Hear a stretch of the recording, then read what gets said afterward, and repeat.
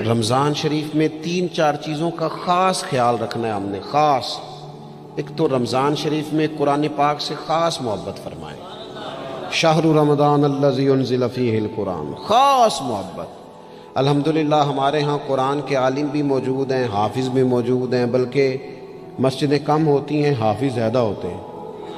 یہ دیکھ لئے مدارس کی خدمات ہیں اللہ کے فضل سے، قراء بھی ہیں، سب کچھ ہے۔ اب ضرورت ہے قرآن پاک سے محبت کرنے والوں کی۔ ہر نقیب، ہر خطیب یہ کہہ رہا ہے کہ سارا قرآن حضور کی تعریف ہے، کہتے ہیں نا جی، تو چاہیے نا کبھی کبھی رکا آئے محفل سے کہ جناب ہمارا دل کر رہا ہے ہمیں سورہ رحمان سنائی جائے۔ کبھی کبھی یہ رکے آتے ہیں نا، فرمائشی رکے، یہ نعت پڑھے، یہ تو جب سب کہہ رہے ہیں یہ حضور کی نعت ہے سارا قرآن، تو کو رکا آنا چاہیے نا، آج سورہ حامیم سجدہ کی تلاوت سنائی جائے، آنے چاہیے نا یہ والے رکے بھی، صحیح کہہ رہا ہوں نا؟ تو خوب ارادہ کریں کہ قرآن مجید سننا ہے۔ ہم کھڑے رہتے ہیں، پاسپورٹ کے دفتر بھی 1.5 گھنٹہ لوگ کھڑے ہیں، شناختی کارڈ کے دفتر میں بھی کھڑے، امیگریشن کی لائنوں میں بھی کھڑے۔ نیت کریں کہ میں نے جم کے قرآن مجید سننا ہے، اور جس مسجد میں پہلی تراویح شروع کریں کوشش کریں کہ ساری تراویح اسی میں پڑھی جائے، اور خاص ذوق کے ساتھ۔ خاص پنجاب میں ایک گاؤں تھا، تو اس میں نا ایک دفعہ ایک بالکل عام سادہ سا آدمی دکاندار تھا، تو اس کا انتقال ہو گیا، تو اس کی قبر سے خوشبو آنے لگی۔ تو اگر پیر صاحب ہوتے پھر تو بچوں کی موج لگ جاتی، کیا بات ہے بھئی، اتنی کرامت۔ عام سادہ آدمی تھا، قبر سے خوشبو آنے لگی، لوگ پہنچ گئے، معلومات کی، گھر تک گئے، کہا کوئی مطلب ٹھیک ہے داڑھی شریف تھی، نمازی تھا، لیکن کوئی ایسی خاص چیز ہم نے نہیں دیکھی۔ تو اس کے گھر والے بتانے لگے کہ نا قرآن مجید نہیں پڑھا ہوا تھا، بوڑھا آدمی تھا لیکن قرآن مجید سے عشق کرتا تھا، کئی گھنٹے قرآن مجید کو وضو کر کے اپنے پاس رکھتا اور پھر انگلیاں چلاتا اور کہتا میرے مالک نے میرے لیے جو بھی فرمایا ہے حق اور سچ ہی فرمایا۔ اسے چومتا، پیار کرتا۔ اللہ نے یہ اعزاز دیا کہ اگر انتقال ہوا تو قبر کی مٹی سے بھی خوشبو آنی شروع ہو گئی۔ خدا را قرآن پاک سے پیار کریں، خوب ذوق بنائیں کہ ہم نے قرآن مجید کو سننا ہے۔ دوسری میری گزارش یہ ہے آپ حضرات سے کہ سحری میں اٹھنا تو ہے ہی، سودا لینے کے لیے بھی جانا ہے، ہمارے ہاں دہی دودھ کے لیے بھی لوگ صبح صبح جاتے ہیں، تو ایسا نہ کریں کہ تھوڑا 10 منٹ اور جلدی اٹھ جائیں اور پورا رمضان تہجد کی نماز پڑھیں۔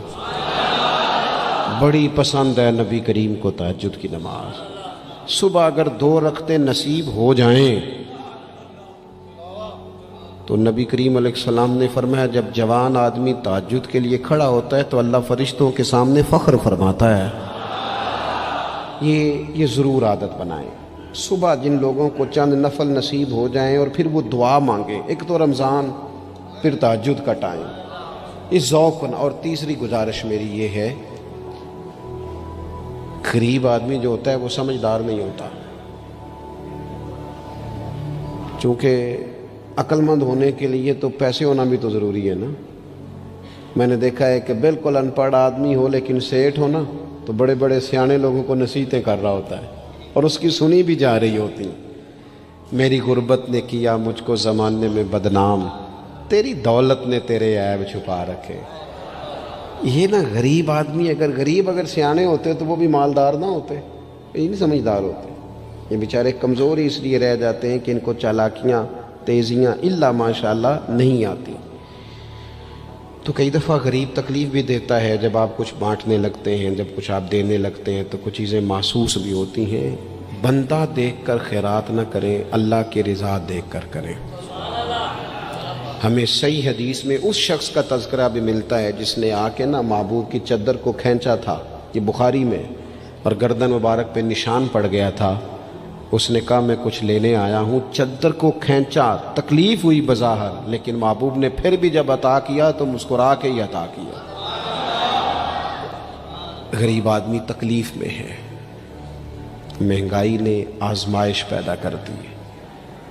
تھوڑے سے امیر لوگ اگر اپنے اخراجات میں کمی لائیں، یا اگر جو عید پر 6 جوڑے بنواتا ہے وہ 2-4 سے گزارا کر لے، تھوڑا سا اپنے اخراجات کو کم کر کے صرف اپنے رشتہ داروں میں، اپنے دائیں بائیں تھوڑی سی توجہ کریں۔ اور ایک بات کا ضرور خیال فرمائیں، پردہ پوشی بہت بڑا حسن ہے، بہت بڑی خوبصورتی ہے۔